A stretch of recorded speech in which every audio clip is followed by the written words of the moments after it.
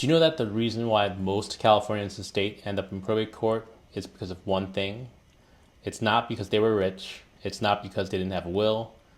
It's because, drumroll, they owned a house. Hi there, my name is William Ha. I'm an estate planning attorney. I do wills and trusts, and I help people avoid the probate process here in California. I've been a licensed attorney since 2008, and some quick disclaimers here is that number one, I'm giving legal information, and you should not be relying on this as legal advice. Number two is that no attorney-client relationship is formed by watching this video. If you have any questions, you're more than welcome to call my office. In California, if you own a home in your name alone, your estate is very likely going to go through the probate process. And probate in California is not easy. It's slow, it's expensive, and it's completely public. So what is probate? Probate is a court-supervised process of settling someone's estate after they die. That means identifying the assets, paying off debts and taxes, and then distributing what's left to the rightful heirs. In California, probate takes on average 12 to 24 months, and that's if things go smoothly. If they don't, it'll take much longer. Attorney fees are set by statute and can be in tens of thousands of dollars, even for a modest estate. And everything filed with the court, it's all public record. Anyone can look it up. So if you have a home worth $800,000 in your name when you die, and no trust or plan to avoid probate, then your home is going through court. So here's a myth that you need a trust to avoid probate. A lot of people think, I need a trust to avoid probate. Give me that revocable living trust. And yes, that's true. In general, a revocable living trust is one of those devices that's the most effective way to avoid probate. But what most people, and even some lawyers, don't realize is you don't always need a trust to accomplish that goal. Not if your only asset is your house and you want a simpler solution. And that's where the transfer on death deed comes in. The TOD deed, what is it? In 2016, California passed a law allowing homeowners to use a revocable transfer on death deed, also called a TOD deed. Think of it like naming your beneficiary for your house. In the same way that you would name a beneficiary in your checking account or retirement account, you can now do the same thing for someone who will inherit your home when you pass away, all without going through probate court. To get it done, you just fill out the deed, and the deed must be recorded with the county recorder's office before you die. In fact, it also has to be recorded within 60 days after it's notarized and signed. Once you pass, your chosen beneficiary simply submits the paperwork, and the home transfers to them directly. No court, no probate, and no delay. So let's take a quick example scenario. Let's say Maria, a single homeowner in Los Angeles, owns a home worth $1 million, right? She wants her daughter to inherit it, but she doesn't have a trust, doesn't want to spend thousands on estate planning, and she also doesn't want to transfer it to her right away. Instead, she fills out a California transfer upon death deed, names her daughter as beneficiary, has it notarized and signed with 2 independent witnesses, and then records it with the county. When Maria passes away, her daughter files a simple affidavit and inherits the home. No court proceedings are necessary. It's simple, fast, and actually free. This form is in the law books, and it's by statute. Now, it's not all perfect though. There are some important limitations to the TOD deed. First, it only applies to certain types of property, to a single family home, a condo, or a small apartment building up to 4 units. Secondly, it only works if it's recorded properly and if your beneficiary survives you. Third, it doesn't offer the same flexibility or protections that a trust can't provide. So, for example, you can't set conditions or stagger distributions like you can with a trust. The person you name gets the house outright immediately. And if there's more than one beneficiary, you can't do unequal percentages. Lastly, if you have unsecured creditors, your beneficiaries will have to take the property subject to that debt, no questions asked. So Some other questions you might have are, can you change or revoke a TOD deed after recording it? Yes, yeah, you can. You can revoke it or replace it with a new one as long as you're alive and have capacity. What about a mortgage? Can you still have a mortgage and use a TOD deed? Yes, it still works if your house is a mortgage. The loan stays with the house and your beneficiary takes over subject to that debt. What happens if my beneficiary dies before me?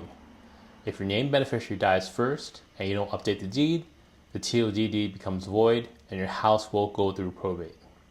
So to recap, the TOD deed is a powerful tool for probate avoidance, especially for homeowners with simple estates and a very clear beneficiary in mind. It's easy to use, it's inexpensive, and requires no court intervention. But it's not a replacement for comprehensive estate planning. If you have complex family dynamics, multiple assets, minor children, or want to build in protection, you need to talk to an estate planning attorney.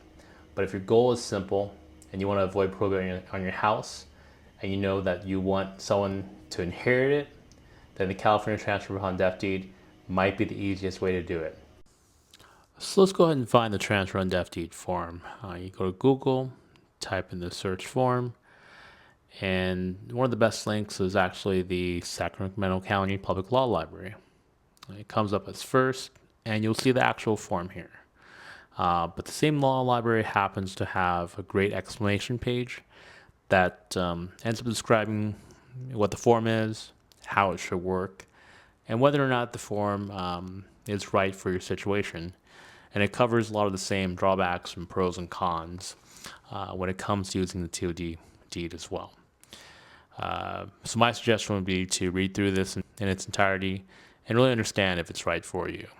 You click on the TOD deed link, and that would take you to the actual form. The form is short, 2 pages really, and it's actually based off of the actual statute, the actual California law that's in the California law books. So if you type in the form plus the statute, you'd see the actual state statute website, and you'll see here under the California code section, probate code section, is the actual form. So when you're recording the form that you see, it's actually based off the law. So let's walk through the actual fields of the Transfer upon Death Deed form. On the top left is where you'll put your name and mailing address. Any forms that are filled in with the county, typically on the top left is where you'll put in the person doing the recording, along with where the mailing statements, the tax statements should go to. Next are the declarations. Typically, there are fees associated with filing forms, but here, first of all, it's exempt from the documentary transfer tax. And secondly, this document doesn't require what's called a PCOR, otherwise known as a preliminary change in ownership report. And that's a survey for the county to figure out whether or not reassessment has to be done for the property. This isn't the case here. You won't face a property tax reassessment. And then next on the right is any other declarations you have. If you fit any of those categories, mark that box. Okay, so after that is the first legally significant field, and that's the assessor's parcel number. So the assessor's parcel number, it might also be abbreviated as AIN, is essentially a number that the assessor has assigned to your property. If you have your property tax bill, you might be able to have it listed there. If you can't find that and you have your grant deed with you, that would also be listed there. If you don't have that, the easiest way to find your APN is to go to the county assessor's website, type in your common address, such as 123 any place way, and then eventually you should be able to find the APN listed. So that would be your assessor's parcel number. And next is this really big notice here. It's really important that this deed has to be recorded on or before 60 days after the date it's signed and notarized. anyone using this form really should make best efforts to have it recorded as soon as possible. And next is the property description. So a property description is really something called a legal description. It's different from the common address, such as 45 Cantina. It's more like lot number 2 of block 54, 67, track 500, in the city of Brea, County of Orange. So the only way to really, there's more than one way to find this legal description. Number one is your grant deed, then with that granted you title. If you can't find that, the next easiest way to do is simply to go to the county recorder's office and ask them that you want your property legal description. They'd be happy to accommodate this request, and someone should be able to guide you through the process. You could also print out the deed for a nominal fee, and then you should be able to use that language to fill in this blank here. And next is the beneficiary or beneficiaries field. So if you're naming a person, you need to make sure that you name their full name. You shouldn't just use a class of people like my children or my son. If you wish to put the relationship after the full name, you certainly can, but according to this form, it's not required. You could also name a trust as a beneficiary if you wish. And then lastly, you could also name a private or public entity as the beneficiary as well. And here is the signature block for the person filling out the form. So you date, sign, and print. And next up are the two witnesses. They also date, sign, and print.